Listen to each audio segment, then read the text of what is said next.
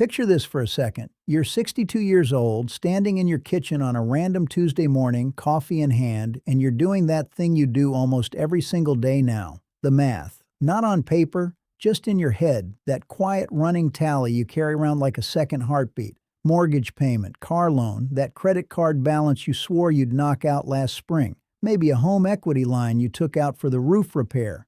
And somewhere in the middle of stirring your coffee, this heavy little thought creeps in. How am I supposed to retire with all of this still hanging over me? If that scenario made your stomach drop just a little bit, honestly, you're not alone, like not even close. This is one of the most common financial anxieties in America right now, this idea that retirement is supposed to be this golden, peaceful chapter, but for so many people it's shadowed by debt that just doesn't seem to go away. My name is Steve, and I spend way too much time thinking about money, human psychology, and why some people seem to glide into retirement with this quiet, grounded confidence, while others, even people who did everything right on paper, spend their 60s and 70s still white-knuckling their finances. And here's the thing I want to tease before we even get into it. Debt-free retirement isn't just a financial state. It's not simply a number on a spreadsheet where your liabilities column hits zero. It actually changes something much deeper. Your psychology, your relationships, your daily decisions, even your health, believe it or not. There's research on this. There's real, measurable stuff that happens in your brain and your body when the weight of owing money finally lifts. And once you understand what actually shifts when you cross that threshold, I think it changes how you plan for the years leading up to it. So, grab your coffee, get comfortable, because we're going to walk through exactly what changes, practically, emotionally, even physically, when you finally step into retirement without a single dollar owed to anybody. And by the end of this, I think you'll see debt freedom not as this abstract goal, but as maybe the single most important variable in whether your retirement actually feels like retirement. Okay, so let's start with the obvious one. The thing everybody assumes is the whole story, the math. And yeah, the math absolutely does change, but not in the way most people picture it. Most people think, oh, debt-free means I need less money each month, simple. And sure, that's technically true, but here's what's actually happening underneath that surface-level fact. Debt doesn't just cost you the monthly payment, it costs you flexibility. It costs you the ability to breathe when the market dips. Let me give you a quick hypothetical example. Think of two retirees, both named, let's say Dave and Linda, just to keep them straight. Both have exactly the same nest egg. Same $800,000 in retirement savings, same Social Security benefit, same age. The only difference is Dave still has a mortgage, maybe $1,500 a month, and Linda paid hers off 5 years before retiring. On paper, that $1,500 difference seems manageable, right? $18,000 a year, not nothing, but not catastrophic either. Except here's the thing nobody talks about. When the market drops 20%, which, let's be honest, it does, it will, it's just a matter of when, Dave has to keep pulling that mortgage payment out of a shrinking portfolio. He doesn't have the option to just not pay it that month. Linda does. Linda has options. Dave has obligations. That's the real difference. It's not just the dollar amount, it's the rigidity. Debt turns your retirement income into something you're managing under duress instead of something you're gently sipping from, if that makes sense. It's the difference between owning a garden where you pick what you need versus owing rent on that same garden where somebody's showing up every month whether the tomatoes grew or not. Why does this matter to you? Because if you're still in your working years, this reframes the whole "how much do I need to retire" conversation. It's not just about accumulating a big number. It's about reducing your fixed obligations so that number has to work less hard for you. The actionable piece here, and I know this sounds almost too simple, start attacking your highest interest, most rigid debts first, years before retirement, not during it. Mortgages especially. There's this whole debate online about whether you should pay off a low-interest mortgage early versus invest that money instead, and look, mathematically, sure, sometimes the market wins that argument. But retirement isn't purely a math problem, it's a psychology problem wearing a math costume. And that brings me to the next piece.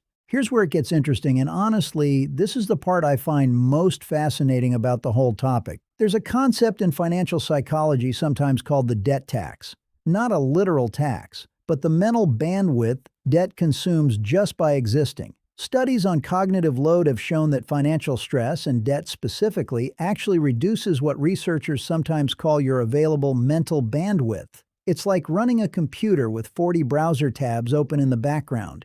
Everything else you do, your relationships, your creativity, even your patience with your grandkids, runs a little slower, a little more strained, because part of your processing power is permanently allocated to that low hum of "I owe somebody something." Now imagine closing all those tabs at once. That's what debt-free retirement does, psychologically. I didn't personally talk to, but there's a pattern I've noticed reading through hundreds of retirement stories and interviews. People who retire debt-free often describe the specific sensation of, and I'm paraphrasing a common sentiment here, waking up and realizing there's nothing they have to do with their money that day. Not nothing to do, but nothing they're obligated to do. And that distinction is everything. Obligation is the opposite of rest. Think about it like this. Imagine carrying a backpack for 30 years. Doesn't matter how strong you get, how used to the weight you become, your shoulders adapt, but they're still working. Debt is that backpack. And retirement, ideally, is supposed to be the moment you finally set it down. But so many people get to that moment, and they're still wearing it. Still hunched, still adjusted to a weight they've forgotten isn't natural. And look, I'll be honest with you, there's a small irony here.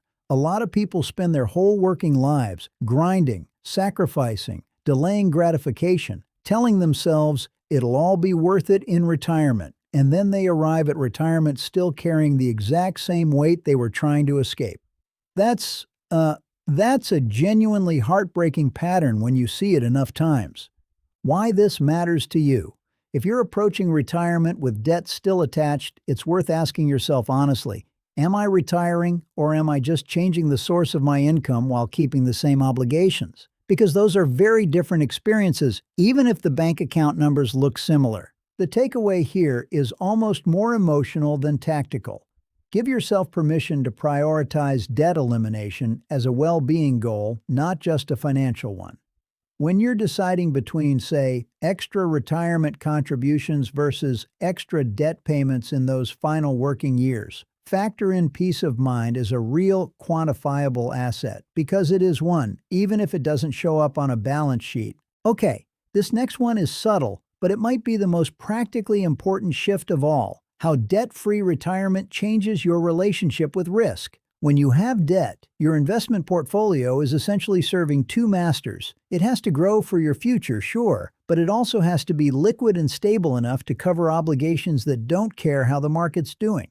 That tension forces a lot of retirees into overly conservative, or honestly, sometimes overly aggressive in a panicked way, investment decisions. Debt makes you jumpy. It makes you check your portfolio more, react more, second-guess more. But when you're debt-free, your money only has one job: to support your actual life, not to service old obligations, just to fund groceries, travel, hobbies, grandkids' birthday gifts, whatever your version of a rich life looks like.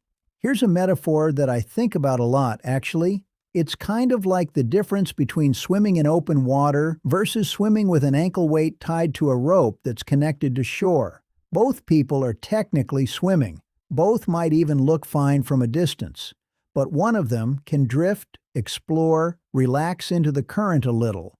The other is always, on some subconscious level, aware of that tether. Every wave hits differently when there's tension pulling you backward. This matters enormously for something called sequence of returns risk, which, don't worry, I'm not going to turn this into a finance lecture. But basically it means the order in which you experience good and bad market years early in retirement matters a lot because you're withdrawing money at the same time. If you're debt-free, a bad year is annoying, sure, but survivable. You can pull back on discretionary spending. If you're not debt-free, a bad year can force you to sell investments at a loss just to cover fixed payments. That's the tether pulling you under exactly when you're trying to swim. The actionable insight here: before you retire, do an honest audit. not just of your net worth, but of your fixed, non-negotiable monthly obligations. The lower that number, the more genuine flexibility your retirement will have to absorb the market's inevitable mood swings. Debt freedom isn't just about feeling lighter, it's literally a risk management strategy, whether people frame it that way or not. Now, this next section, honestly, this is the one that surprises people the most when I bring it up, because we don't usually connect debt to our relationships or our sense of self. But it's there. It's quietly there the whole time.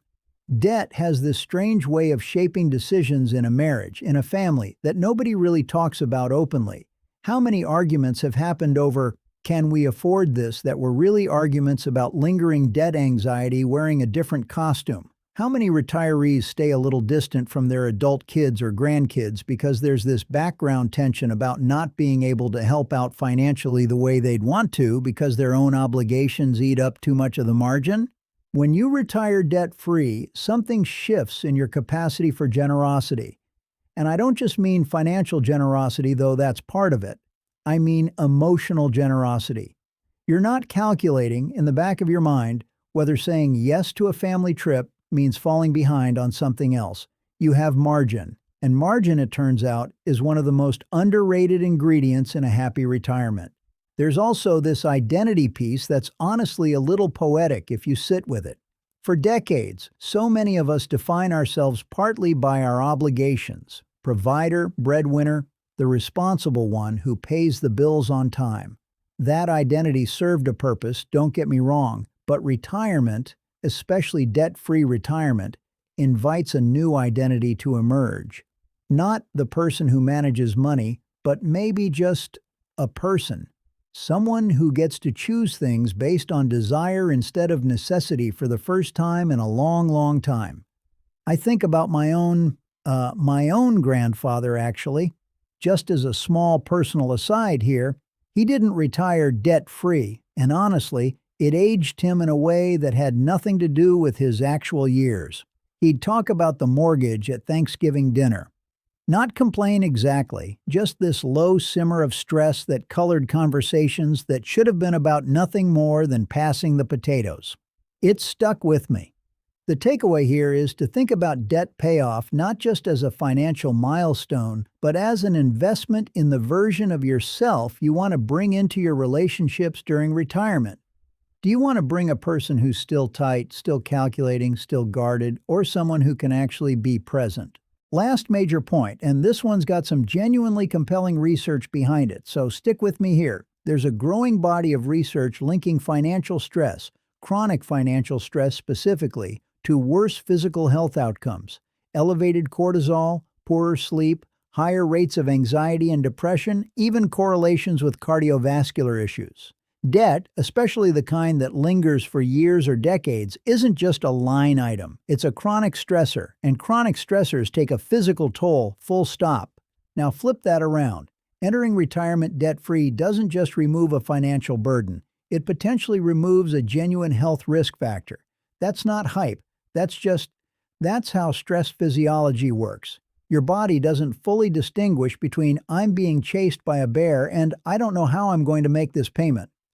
Both trigger similar stress responses, just at different intensities, over different time frames. So when people talk about wanting to enjoy their golden years, I think what they're really describing, underneath the surface, is wanting their nervous system to finally get to rest.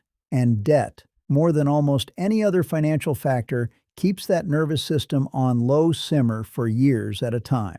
The practical takeaway, if you're weighing debt payoff against other financial goals as you approach retirement, factor in this less tangible but very real health dimension.